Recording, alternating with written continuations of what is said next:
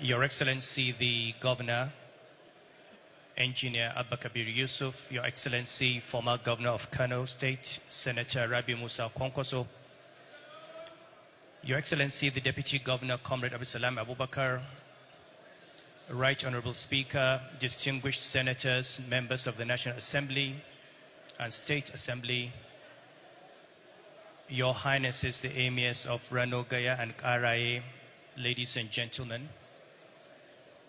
My comments are very brief, and they are first to commend the government of Kano State for taking this step of inviting stakeholders to give their input into this process of constitutional amendment.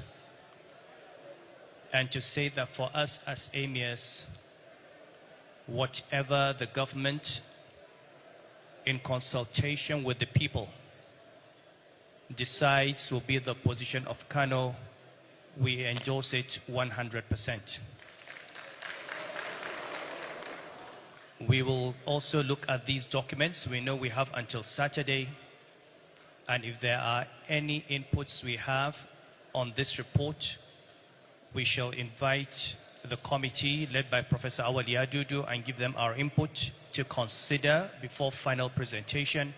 And we urge all stakeholders to do the same, so that on Saturday, inshallah, the document would have had the benefit of having the input of a wide range of stakeholders, which is the objective of this gathering.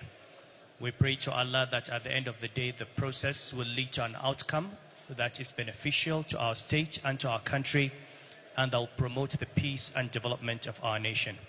سبحانك اللهم وبحمدك أشهد أن لا إله إلا أنت أستغفرك وأتوب إليك.